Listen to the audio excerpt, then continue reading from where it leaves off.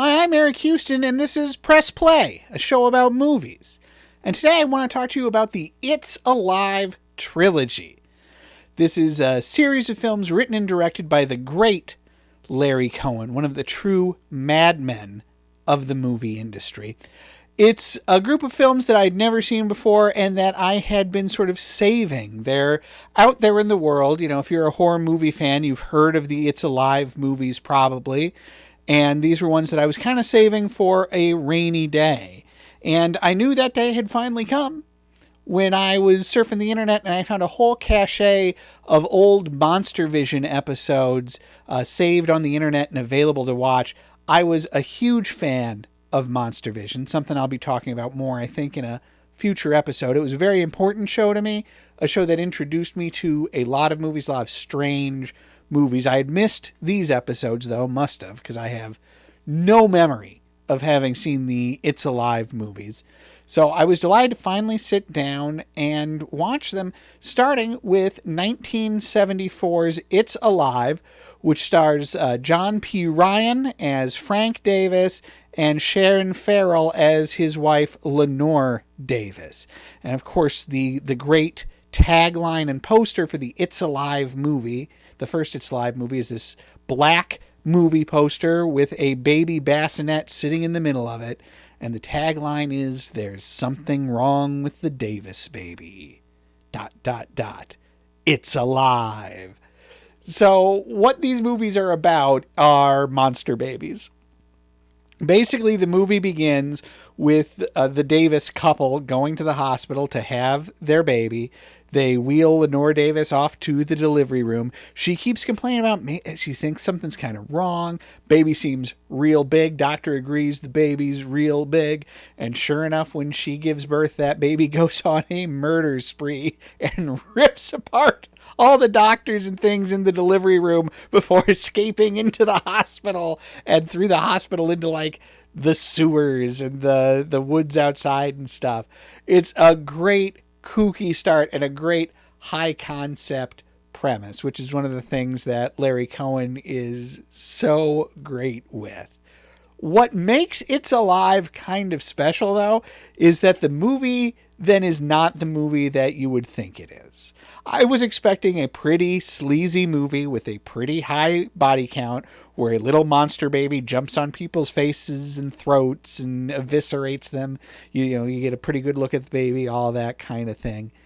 And that's not really what the movie's about. That stuff is kind of there, but it weirdly sort of exists on the margins of the movie.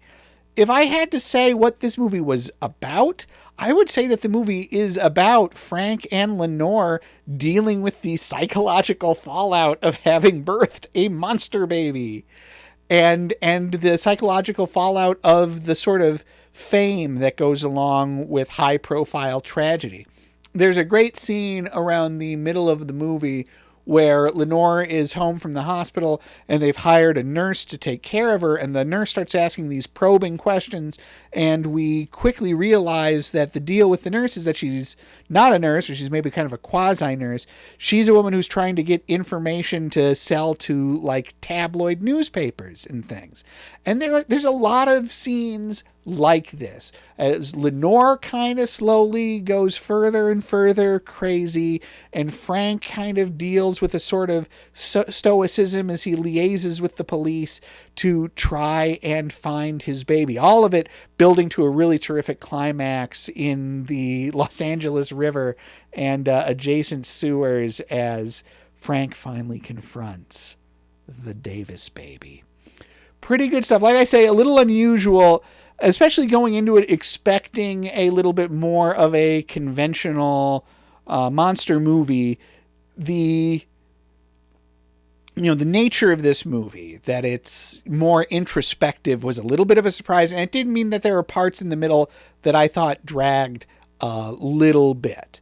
And there is certainly a part of me that wanted to see the other version of the movie where there's babies flying around and latching on to people and stuff. You never really get a great look at the baby in this movie, which, given the sort of movie that Larry set out to make, is, I think, smart. We get little glimpses of the baby and its like big claws and its fangs and things.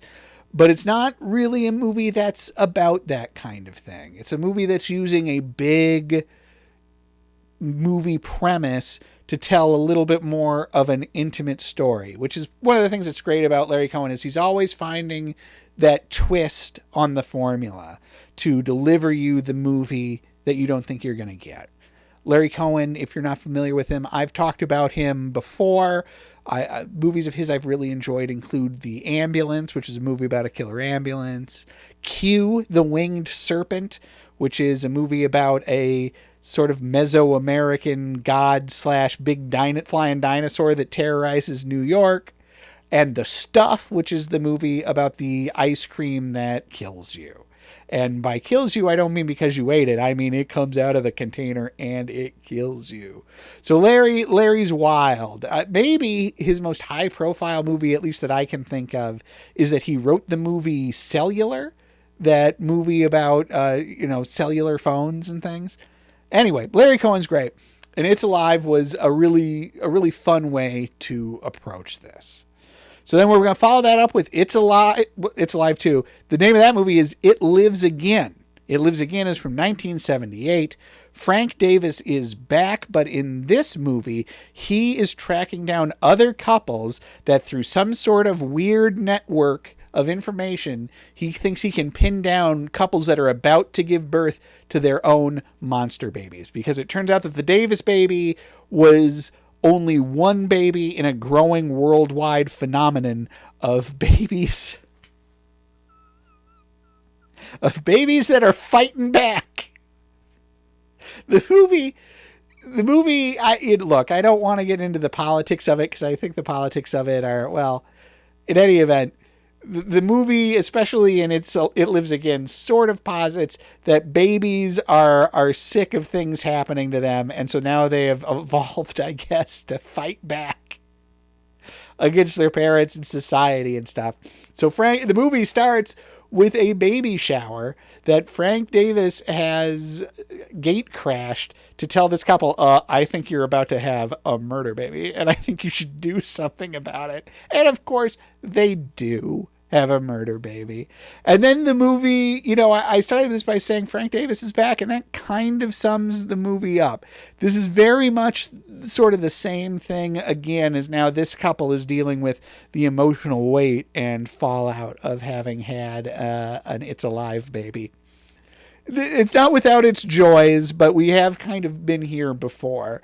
The big thing It Lives Again has going for it is that it is the aliens of the It's Alive trilogy, wherein, aliens upped the game on Alien by having a bunch of aliens. Well, It Lives Again now has 3 murder babies running around, which does make it a little bit difficult to track and understand which murder baby we're dealing with at a given moment, because the parents always have kind of I guess I don't want to say a strange connection, but a connection to their individual murder baby, and vice versa. Kind of a recurring thing in these movies is that the murder baby is trying to find its parents for whatever reason. So It Lives Again, not as good as It's Alive, but that brings us to It's Alive 3, Island of the Alive, where a number of years later, now we're almost 10 years after It Lives Again, it's 1987. Larry Cohen is in full 80s grandeur here. And if you know me, you know that I love movies from the 80s and the aesthetic of those kind of movies. And brother, this movie is dripping with it. There's lots of neon lights and a much higher production value than the significantly lower budget looks of It's Alive and It Lives Again. And this movie hits the ground running. First with a fantastic scene where a lady gives birth in the back of a cab to a murder baby. And then to a tremendous courtroom scene that involves, for the first time, a stop motion It's Alive baby. As a court here's a case about what should we do with these babies. We've got this one in a big metal cage, but we can't keep it there forever. What are we going to do with it? And one of the people testifying is the father of this particular baby. Yes, folks, it's Larry Larry Cohen's own muse, Michael Moriarty, giving a typically unhinged performance.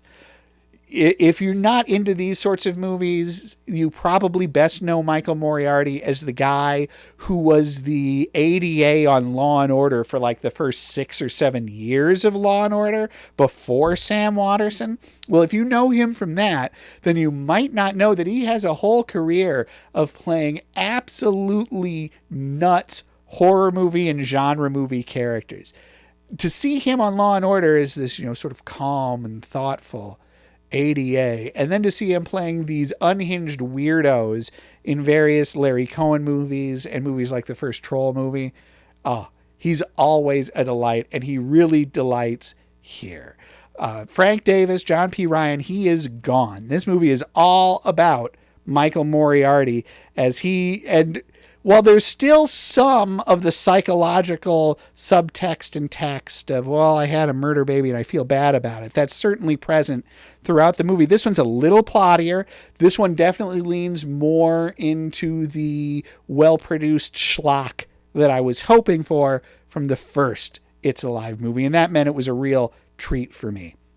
The plot of this one, like I said, they have that court case to figure out what to do with the It's Alive babies. Well, what they decide to do is just strand them all on a desert island. There's an early scene where some rich investor type guys go to the island to hunt the babies, and of course they all get murdered.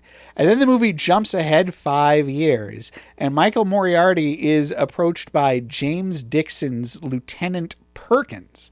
Lieutenant Perkins has been a police officer presence actually throughout these movies. He's as far as I know, the only actor to appear in all 3 It's Alive movies.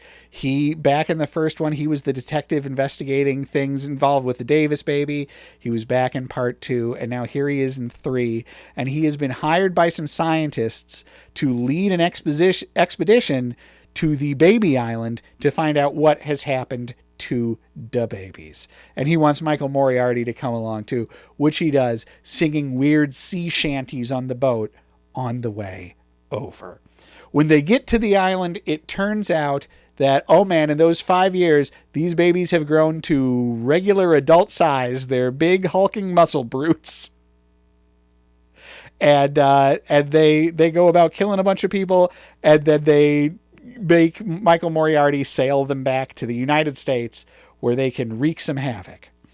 I don't want to spoil everything about this movie. There's a little bit more going on than it sounds like there, because there always is with Larry Cohen. The plotting of this movie does get a little bit stream of consciousness, including a short jaunt to Cuba for reasons.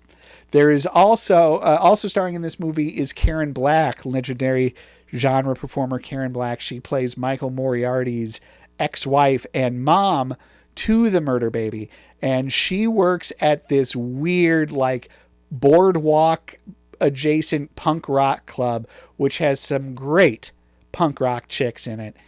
This movie was everything I had wanted the first It's Alive movie to be. I don't know that I would go so far as to say that it's the best of the trilogy. It's probably the one of the 3 I'm the most likely to rewatch, but it's definitely trading in some of the thoughtfulness and the unexpectedness of the first movie for the more base charms of a over-the-top sort of monster movie. I would pretty much recommend watching It's Alive and It's Alive 3 Island of the Alive. You could probably skip It Lives Again, but that movie's only like 90 minutes, so if you wanted to watch all 3 of them, you could certainly do worse. As far as movie trilogies go, outside of the second one taking a dip, which is not that big a dip, these movies are surprisingly consistent in terms of quality and watchability. I had a really good time watching all 3 of them. Well, that's what I've got for you for today. Thank you for tuning in and listening to me talk about It's Alive, Murder Babies, Michael Moriarty, all of it. I'll be back next time to talk about more movies, but in the meantime, stay safe, watch movies.